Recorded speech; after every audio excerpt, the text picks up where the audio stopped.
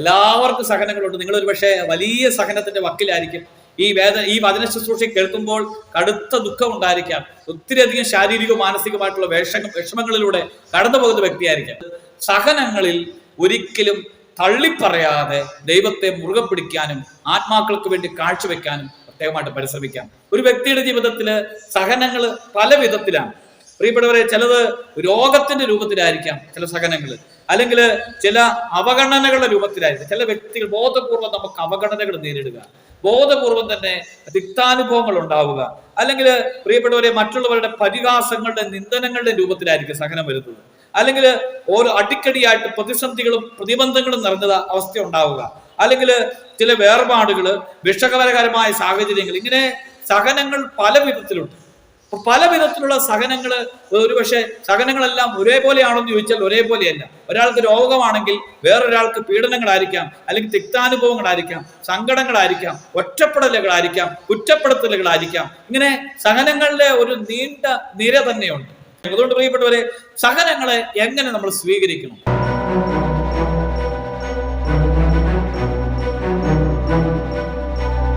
ഈശോ മിശിഹായിൽ എത്രയും സ്നേഹം നിറഞ്ഞ എൻ്റെ പ്രിയപ്പെട്ട സഹോദരങ്ങളെ, എല്ലാവർക്കും സഹനങ്ങളുണ്ട്. നിങ്ങളൊരു പക്ഷേ വലിയ സഹനത്തിന്റെ വക്കിലായിരിക്കും. ഈ വചന ശുശ്രൂഷ കേൾക്കുമ്പോൾ കടുത്ത ദുഃഖം ഉണ്ടായിരിക്കാം. ഒത്തിരിയധികം ശാരീരികവും മാനസികമായിട്ടുള്ള വിഷമങ്ങളിലൂടെ കടന്നു പോകുന്ന വ്യക്തിയായിരിക്കാം. എങ്കിലും പ്രിയപ്പെട്ടവരെ, വചന ശുശ്രൂഷയിലൂടെ ഓർമ്മിപ്പിക്കുകയാണ്. ഇന്നത്തെ വചന ശുശ്രൂഷ പറയുന്നത്, നിങ്ങളെ ഒരുപക്ഷെ വലിയ രോഗപീഠയിൽ കഴിയുന്ന വ്യക്തിയാണെങ്കിലും, വലിയ തിക്താനുഭവങ്ങളിലൂടെ കടന്നു പോകുന്ന വ്യക്തിയാണെങ്കിലും, വലിയ പ്രതിസന്ധികളിലൂടെ കടന്നു പോകുന്ന വ്യക്തിയാണെങ്കിലും, നിന്റെ സഹനങ്ങളില് ഒരു ദൈവിക പദ്ധതി തിരിച്ചറിഞ്ഞ് അതിനെ സ്വീകരിക്കുക, തിരസ്കരിക്കാതിരിക്കുക. ദൈവത്തിന് എന്തോ ഒരു പദ്ധതിയുണ്ട്, വിശ്വസിക്കുക. എപ്പോഴും നമുക്ക് പറയുന്ന ഒരു വചനമാണ് ജെറമ്യാ 29:11, റോമലേഖനം 8:21. പ്രിയപ്പെട്ടവരെ, ആ വചനങ്ങളോടൊക്കെ ചേർത്ത് വെച്ച് നമുക്ക് ഈ വചന ശുശ്രൂഷയെ ധ്യാനിക്കാം. ദൈവത്തിന് നമ്മെക്കുറിച്ച് വിചാരമുണ്ട്. ആ വചനവും നമ്മുടെ ജീവിതത്തിലേക്ക് കൊണ്ടുവരാം. പ്രിയപ്പെട്ടവരെ, ഇന്ന് വചന ശുശ്രൂഷയിലൂടെ ഓർമ്മിപ്പിക്കുന്നത്, സഹനങ്ങളിൽ ഒരിക്കലും തള്ളിപ്പറയാതെ ദൈവത്തെ മുറുകെ പിടിക്കാനും ആത്മാക്കൾക്ക് വേണ്ടി കാഴ്ചവെക്കാനും പ്രത്യേകമായിട്ട് പരിശ്രമിക്കാം. ഒരു വ്യക്തിയുടെ ജീവിതത്തില് സഹനങ്ങൾ പല വിധത്തിലാണ്. പ്രിയപ്പെട്ടവരെ, ചിലത് രോഗത്തിന്റെ രൂപത്തിലായിരിക്കാം ചില സഹനങ്ങൾ, അല്ലെങ്കിൽ ചില അവഗണനകളുടെ രൂപത്തിലായിരിക്കും. ചില വ്യക്തികൾ ബോധപൂർവം നമുക്ക് അവഗണനകൾ നേരിടുക, ബോധപൂർവം തന്നെ തിക്താനുഭവങ്ങൾ ഉണ്ടാവുക, അല്ലെങ്കിൽ പ്രിയപ്പെട്ടവരെ മറ്റുള്ളവരുടെ പരിഹാസങ്ങളുടെ നിന്ദനങ്ങളുടെ രൂപത്തിലായിരിക്കും സഹനം വരുന്നത്, അല്ലെങ്കിൽ ഓരോ അടിക്കടിയായിട്ട് പ്രതിസന്ധികളും പ്രതിബന്ധങ്ങളും നിറഞ്ഞ അവസ്ഥ ഉണ്ടാവുക, അല്ലെങ്കിൽ ചില വേർപാടുകള്, വിഷകരകരമായ സാഹചര്യങ്ങൾ. ഇങ്ങനെ സഹനങ്ങൾ പല വിധത്തിലുണ്ട്. പല വിധത്തിലുള്ള സഹനങ്ങള് ഒരുപക്ഷെ സഹനങ്ങളെല്ലാം ഒരേപോലെയാണെന്ന് ചോദിച്ചാൽ ഒരേപോലെയല്ല. ഒരാൾക്ക് രോഗമാണെങ്കിൽ വേറൊരാൾക്ക് പീഡനങ്ങളായിരിക്കാം, അല്ലെങ്കിൽ തിക്താനുഭവങ്ങളായിരിക്കാം, സങ്കടങ്ങളായിരിക്കാം, ഒറ്റപ്പെടലുകളായിരിക്കാം, കുറ്റപ്പെടുത്തലുകളായിരിക്കാം. ഇങ്ങനെ സഹനങ്ങളുടെ ഒരു നീണ്ട നിര തന്നെയുണ്ട്. പലപ്പോഴും ഈ സഹനങ്ങൾ വർദ്ധിക്കുമ്പോൾ ഒരു പ്രത്യേകതയാണ്, സഹനം വർദ്ധിക്കുമ്പോഴാണ് ഈശോയോടുള്ള സ്നേഹം കൂടുന്നത്. സഹനം വർദ്ധിക്കുമ്പോഴാണ് ദൈവത്തോടുള്ള ദാഹം വർദ്ധിക്കുന്നത്. സഹനം വർദ്ധിക്കുമ്പോഴാണ് ദൈവസാന്നിധ്യം തിരിച്ചറിയാനായിട്ട് കഴിയുന്നത്.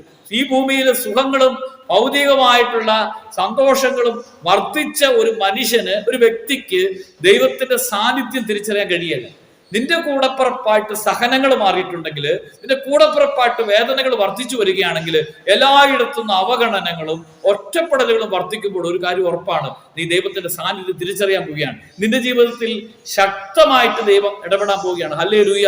പ്രിയപ്പെട്ടവരെ, അതുകൊണ്ട് ഓർത്തോണം, വചന ശുശ്രൂഷയെ സംബന്ധിക്കുമ്പോൾ വലിയ വേദനയില് ഇതെങ്ങനെ മുന്നോട്ട് പോകും, ഇതെങ്ങനെ സഹിക്കും, അല്ലെങ്കിൽ എല്ലാവരും എനിക്കെതിരായി തീർന്നല്ലോ എന്നുള്ള വലിയ സങ്കടങ്ങളുമായിട്ട് കഴിയുമ്പോൾ ഒരു കാര്യം ഉറപ്പാണ്, എല്ലാ വഴികളും അടയുമ്പോൾ ദൈവം നിന്നെ ചേർത്ത് പിടിക്കാൻ തുടങ്ങും.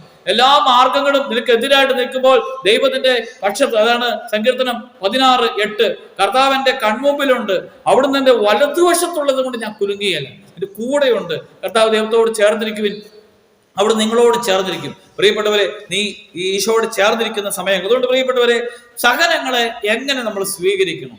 അതൊരു മനോഭാവത്തോടുകൂടി. പ്രിയപ്പെട്ടവരെ, സഹനം അനുഭവിക്കുന്ന ഒരു വ്യക്തിക്കാണ് വേദനയുടെ ആഴം പറയാൻ പറ്റുന്നത്. സഹനത്തെക്കുറിച്ച് അല്ലെങ്കിൽ സഹന വഴികളെക്കുറിച്ച് വേണമെങ്കിൽ വിശദമായിട്ട് പറയാൻ പറ്റും. പക്ഷെ ഒരു വ്യക്തി കടന്നു പോകുന്ന വേദനയുടെ ആഴമാണ്, അല്ലെങ്കിൽ ഒരു വ്യക്തി കടന്നു പോകുന്ന രോഗത്തിന്റെ ആഴമാണ്, അല്ലെങ്കിൽ ആ വ്യക്തി കടന്നു പോകുന്ന ഒറ്റപ്പെടലുകളുടെയും മുറിവുകളുടെയൊക്കെ അവസ്ഥ എന്ന് പറയുന്നത് ഒരിക്കലും അത് അനുഭവിക്കുന്നവർക്ക് മാത്രമേ, ഒരുപക്ഷെ വലിയ വേദനയിലൂടെ കടന്നു പോകുന്ന നിങ്ങൾക്ക് ഒരുപക്ഷെ നിങ്ങൾ അനുഭവിക്കുന്ന വേദനയുടെ ആഴം എന്തുവാണെന്ന് തിരിച്ചറിയാൻ പറ്റും. പക്ഷെ നമുക്ക് കാഴ്ചവെക്കാനായിട്ട് പറ്റും. ആ ഒരു മേഖലയെക്കുറിച്ച് മാത്രം പറയുകയാണെങ്കിൽ നിങ്ങൾ സഹിക്കുന്ന വേദനയെ ഒരിക്കലും നിസ്സാരമായിട്ട് പറയുന്നതല്ല. അത് വളരെ വേദനിക്കുന്ന ഒരു വ്യക്തിയായിരിക്കാം, വളരെയധികം സഹിക്കുന്ന വ്യക്തിയായിരിക്കാം. നിന്നെപ്പോലെ ഒരു പക്ഷേ മറ്റുള്ളവർക്ക് സഹിക്കാൻ പറ്റണമെന്നില്ല, എനിക്ക് സഹിക്കാൻ പറ്റണമെന്നില്ല. പക്ഷെ നമുക്ക് പ്രിയപ്പെട്ടവരെ ഇതില് ദൈവത്തെ എങ്ങനെ ചേർത്ത് പിടിക്കാൻ പറ്റുമെന്നുള്ളത് ധ്യാനിക്കാം. ഒന്നാമതായിട്ട് സഹനങ്ങളിൽ ദൈവത്തിന്റെ പദ്ധതി തിരിച്ചറിയാനായിട്ട് എന്തോ ഒരു ദൈവിക പദ്ധതിയുണ്ട്. ഈ ഒരു സഹനത്തിന് പിന്നിൽ ദൈവിക പദ്ധതി ഉണ്ട് തിരിച്ചറിയാനായിട്ട് കഴിയുക.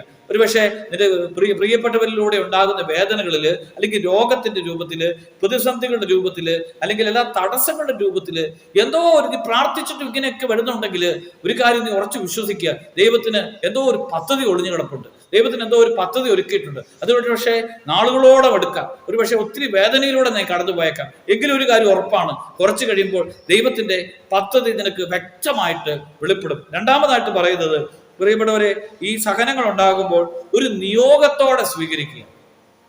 ജീവിതത്തിലെ സഹനങ്ങളെ ഒരു നിയോഗത്തോടെ സ്വീകരിക്കുക. പല വിശുദ്ധരുടെ ജീവിതത്തിൽ സഹനങ്ങളെ ആത്മാക്കളുടെ രക്ഷയ്ക്ക് വേണ്ടി കാഴ്ചവെച്ചിട്ടുണ്ട്. ലൂസി, ജസീന്ത, ഫ്രാൻസിസ്കോ ഇവരൊക്കെ ആത്മാക്കളുടെ രക്ഷയ്ക്ക് വേണ്ടി കാഴ്ചിട്ടുണ്ട്. അൽഫോൺസാമ ആത്മാക്കളെ നേടാൻ വേണ്ടി സഹനത്തെ കാഴ്ചവെച്ചിട്ടുണ്ട്. അല്ലെങ്കിൽ ഒരു കുടുംബത്തിന്റെ വിശുദ്ധീകരണത്തിന് വേണ്ടി സഹനത്തെ കാഴ്ചവെക്കാം. ജീവിത പങ്കാളിയുടെ മാനസാന്തരത്തിന് വേണ്ടി സഹനത്തെ കാഴ്ചവെക്കാം. അല്ലെങ്കിൽ നമ്മുടെ ആത്മരക്ഷയ്ക്ക് വേണ്ടി സഹനത്തെ കാഴ്ചവെക്കാം. ഒരു നിയോഗത്തോടുകൂടി സഹനത്തെ കാഴ്ചവെക്കാനായിട്ട് പ്രത്യേകമായിട്ട് ശ്രദ്ധിക്കുക. അത് വലിയൊരു അനുഗ്രഹമായിട്ട് മാറും. ഒരു നിയോഗം, ഈശോയെ എൻ്റെ ഈ രോഗത്തെ ഞാൻ എൻ്റെ മകൻ്റെ അല്ലെങ്കിൽ എൻ്റെ മകളുടെ ജീവിത പങ്കാളിയുടെ മാനസാന്തരത്തിന് വേണ്ടി കാഴ്ചവെക്കുന്നു. വലിയൊരു അഭിഷേകം, വലിയൊരു അത്ഭുതം തന്നെ പ്രവർത്തിക്കുക, ഉറപ്പാണ്. പ്രിയപ്പെട്ടവർ, അങ്ങനെ ഒരു നിയോഗത്തോടുകൂടി കാഴ്ചവെക്കാനായിട്ട് പ്രത്യേകമായിട്ട് ശ്രദ്ധിക്കുക. പ്രിയപ്പെട്ടവരെ, ഒരുപക്ഷെ സഹനത്തിന്റെ സമയങ്ങളിൽ സ്വന്തം ശക്തിയിലും സ്വന്തം കഴിവിലും ആശ്രയിക്കാതെ ദൈവത്തെ മുറുകെ പിടിക്കാൻ ഒരു ആത്മാവിനെ ദൈവം സഹായിക്കുന്നു. അതുകൊണ്ട് ഈ സഹന സമയത്തിലാണ് സ്വന്തം കഴിവിലോ സ്വന്തം ശക്തിയിലോ സ്വന്തം ആരോഗ്യത്തിലോ ആശ്രയിക്കാതെ ദൈവത്തിൽ പരിപൂർണമായിട്ട് ആശ്രയിക്കാനായിട്ട് കഴിയുന്നത്. അതുകൊണ്ട് സഹന നിമിഷങ്ങൾ ഉണ്ടാകുമ്പോൾ നീ പരിപൂർണമായിട്ട് ദൈവത്തിൽ ആശ്രയിക്കുക, ദൈവത്തെ അങ്ങ് ചേർത്തങ്ങ് പിടിക്കുക, ദൈവത്തെ അങ്ങ് സ്വന്തമാക്കാനായിട്ട്. വേദന സഹിക്കുന്ന എനിക്കിനി ദൈവം മാത്രമേ ഉള്ളൂ എന്ന ബോധ്യത്തോടുകൂടി ദൈവത്തെ ചേർത്ത് പിടിക്കാൻ തുടങ്ങുമ്പോൾ വലിയ ദൈവിക സാന്നിധ്യം നീ തിരിച്ചറിയും. അല്ലെങ്കിൽ നിന്റെ ഒറ്റപ്പെടേണ്ട സമയത്ത് എനിക്ക് ആരുമില്ല, ഈശോ മാത്രമേ ഉള്ളൂ എന്ന് പറയുമ്പോൾ തന്നെ ദൈവത്തിന്റെ അടുത്തിരിക്കുന്നത് നിങ്ങൾക്ക് അനുഭവിക്കാനായിട്ട് പറ്റും. പ്രിയപ്പെട്ടവരെ, എല്ലാ വേദനകളിലും സ്വന്തം ശക്തിയിൽ ആശ്രയിക്കാതെ ദൈവത്തെ ചേർത്ത് പിടിക്കാനായിട്ട് പരിശ്രമിക്കുക. നാലാമതായിട്ട് ഈ പരാതി കൂടാതെ സ്വീകരിക്കുക. പല വിശുദ്ധ ജീവിതത്തിലും ഈ മറ്റുള്ളവരിൽ നിന്ന് അവഗണനകൾ ഉണ്ടാകുമ്പോൾ, അല്ലെങ്കിൽ പലതരത്തിലുള്ള രോഗങ്ങൾ ഉണ്ടാകുമ്പോൾ, എല്ലാം എതിരായിട്ട് നിൽക്കുമ്പോൾ ആ വിശുദ്ധരുടെ അഭിഷേകത്തിന്റെ ഒരു ശക്തിയാണ് അവരൊന്നും ആരോട് പരാതിയായിട്ട് പറയാൻ. എല്ലാം ദൈവത്തിന്റെ കരങ്ങളിൽ സ്വീകരിക്കുകയാണ്. ദൈവമേ, എനിക്കിത് തന്നതിനെ ഓർത്ത് നന്ദി പറയുന്നു. അങ്ങനെ എല്ലാം പരാതി കൂടാതെ ഇത് കാരണം മർത്തായുടെ സ്വഭാവമാണ്, മനോഭാവമാണ്.